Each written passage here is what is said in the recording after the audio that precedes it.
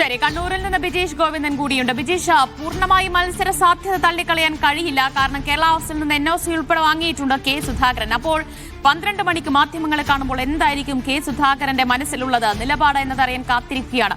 K സുധാകരനോട് അടുത്ത വൃത്തങ്ങൾ എന്താണ് വ്യക്തമാക്കുന്നത്?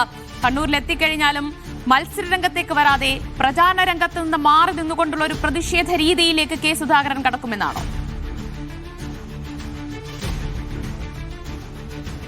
നിവേദനകത്ത് ധനസമൂഹം പറഞ്ഞതിനൊപ്പം തന്നെ ചേർത്ത് പറയാൻ പറ്റുന്ന മറ്റു ചില കാര്യങ്ങൾ കൂടിയുണ്ട്. കഴിഞ്ഞ ഒരാഴ്ചയായിട്ട് കെ സുധാകരൻ ഈ സ്ഥാനാർത്ഥിത്വം സംബന്ധിച്ച കാര്യത്തിനകത്ത് വലിയ തരത്തിലുള്ള സമ്മർദ്ദം ഉണ്ടാക്കാനുള്ള ശ്രമം നടത്തിയിരുന്നു. അത് നാട്ടിലും അതുപോലെ തന്നെ ഡൽഹിയിലും എത്തി അദ്ദേഹം നടത്തിയ നീക്കങ്ങളൊന്നും ഫലം കണ്ടിട്ടില്ല എന്നുള്ളതാണ് യാഥാർത്ഥ്യം.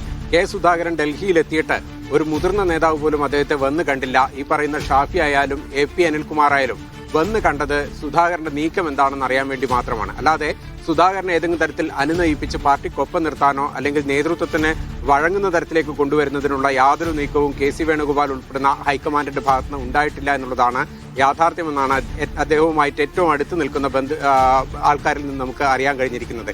ഇന്ന് ഈ വാർത്താ സമ്മേളനത്തിന്റെ കാര്യത്തിനകത്ത് പോലും ഇപ്പോൾ സുധാകരൻ മനസ്സ് തുറന്നിട്ടില്ല. വാർത്താ സമ്മേളനം നടത്തണമെന്ന് സുധാകരന്റെ അടുത്ത അനുയായികൾ ആവശ്യപ്പെടുന്നുണ്ട്. പക്ഷേ അക്കാര്യത്തിനകത്ത് ഇതുവരെ അദ്ദേഹം തീരുമാനമെടുത്തിട്ടില്ല. തീരുമാനമെടുത്തത് എനിക്കറിയാൻ കഴിഞ്ഞിരിക്കുന്നത് ഡൽഹിയിൽ നിന്ന് രാത്രി അദ്ദേഹം കണ്ണൂരേക്ക് മടങ്ങും. കണ്ണൂരേക്ക് മടങ്ങിക്കഴിഞ്ഞിട്ട് ഇവിടെ അടുത്ത അനുയായികളുമായി അദ്ദേഹം ആശയവിനിമയം നടത്തിയ ശേഷമാകും തുടർ നീക്കങ്ങൾ എന്താണെന്നുള്ള കാര്യത്തിനകത്ത് ഒരു തീരുമാനമെടുക്കുക. ഏതായാലും ഇപ്പോൾ അദ്ദേഹത്തിന് മനസ്സിലുള്ളത് തെരഞ്ഞെടുപ്പ് രംഗത്ത് ഒരു തരത്തിലും സജീവമാകേണ്ടതില്ല എന്നുള്ളതാണ്. കാരണം അത്രയ്ക്ക് അധികം ഡൽഹിയിലും അതുപോലെ തന്നെ കണ്ണൂരിലും വെച്ച് താൻ അപമാനിക്കപ്പെട്ടു ഈ സ്ഥാനാർത്ഥി വിഷയത്തിൽ എന്നുള്ളതാണ് അദ്ദേഹത്തിന്റെ ഫീലുള്ളത്.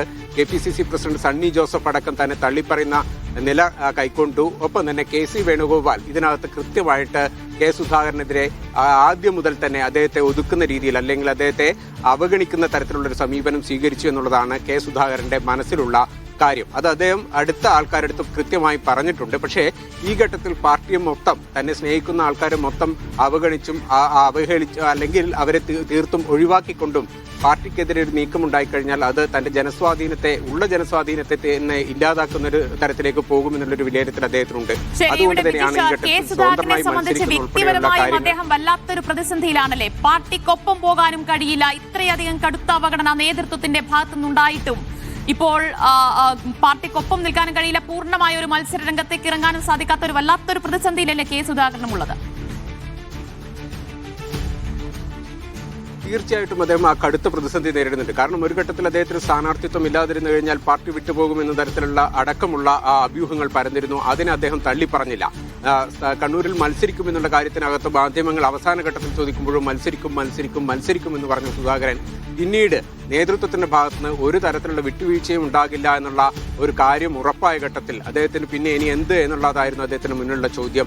ഒരു വലിയ നേതാവ്, അതായത് കണ്ണൂരിന്റെ കോൺഗ്രസിനെ അല്ലെങ്കിൽ സംസ്ഥാനത്തെ തന്നെ കോൺഗ്രസിനെ ഒരു ഘട്ടത്തിൽ നിയന്ത്രിക്കാൻ ശ്രമിച്ചിരുന്ന നേതാവിന് എല്ലാ തരത്തിലും നിഷ്പ്രഭനാക്കിക്കൊണ്ട് ദേശീയ നേതൃത്വം മുന്നോട്ട് പോകുമ്പോൾ അദ്ദേഹത്തിന് നോക്കി നിൽക്കേണ്ട ഒരു തലത്തിലേക്ക് അദ്ദേഹം മാറിപ്പോയി. അത്ര ചെറുതായിപ്പോയി കെ സുധാകരൻ എന്നുള്ളൊരു വികാരം അദ്ദേഹത്തിന്റെ മനസ്സിലുണ്ട്. അതുകൊണ്ട് തന്നെ വലിയ വിഷമം അദ്ദേഹം മാനസികമായി നേരിടുന്നുണ്ട്. ഒപ്പം തന്നെ വലിയ തരത്തിൽ മുറിവേൽപ്പിച്ചു എന്നുള്ളതും അദ്ദേഹത്തിന്റെ മനസ്സിൽ അങ്ങനെ ഒരു ചിന്തയുണ്ട്. അതുകൊണ്ട് തന്നെ കടുത്ത തീരുമാനം എടുക്കണമെന്ന് അദ്ദേഹത്തിന്റെ അനുയായികൾ ആവശ്യപ്പെടുന്നുണ്ടെങ്കിലും അത്തരത്തിലുള്ളൊരു തീരുമാനം വന്നു കഴിഞ്ഞാൽ ഇപ്പോൾ ഉള്ളതിനേക്കാൾ വലിയൊരു അപമാനത്തിലേക്ക് കാര്യങ്ങൾ പോകുമോ എന്നുള്ളൊരു ആശങ്ക അദ്ദേഹം മനസ്സിൽ പങ്കുവയ്ക്കുന്നുണ്ട്. കാരണം അദ്ദേഹത്തിന് അടുത്ത അനുയായിയായിട്ടുള്ള ജയന്ത ദിനേശ് ഇട്ട ഫേസ്ബുക്ക് പോസ്റ്റിനകത്ത് പോലും അദ്ദേഹത്തെ കൃത്യമായിട്ട് അദ്ദേഹത്തിനെതിരെ തെറി വിളിക്കുന്ന ഉൾപ്പെടെയുള്ള പ്രതികരണങ്ങളാണ് ഉണ്ടായിരിക്കുന്നത്. അതൊക്കെ അദ്ദേഹത്തിന്റെ മനസ്സിലുണ്ട്. അതുകൊണ്ട് തന്നെ വളരെ സൂക്ഷ്മം കൈകാര്യം ചെയ്യാനാണ് കെ സുധാകരന്റെ നീക്കം. ഏതായാലും നാട്ടിലേക്ക് മടങ്ങി പ്രചരണ രംഗത്തൊന്നും സജീവമാകില്ല. ബാക്കിയുള്ള കാര്യങ്ങൾ അടുത്ത അനുയായികളുമായി ആലോചിച്ച് മുന്നോട്ട് നീക്കാമെന്നുള്ളതാണ് പറയുന്നത്. എന്തായാലും സ്വതന്ത്ര സ്ഥാനാർത്ഥിയായി മത്സരിക്കില്ല എന്നുള്ളത് തന്നെയാണ് ഈ ഘട്ടത്തിൽ സുധാകരൻ പറയുന്നത്. കോൺഗ്രസ് സ്ഥാനാർത്ഥിയാവുക. അതുപോലെ തന്നെ മറ്റ് മണ്ഡലങ്ങളിലും ധാരണയിൽ എത്തിക്കഴിഞ്ഞിട്ടുണ്ട്. പെരുമ്പാവൂർ ഉൾപ്പെടെയുള്ള മണ്ഡലങ്ങളിൽ ധാരണയായി കഴിഞ്ഞിട്ടുണ്ട് എന്നാണ്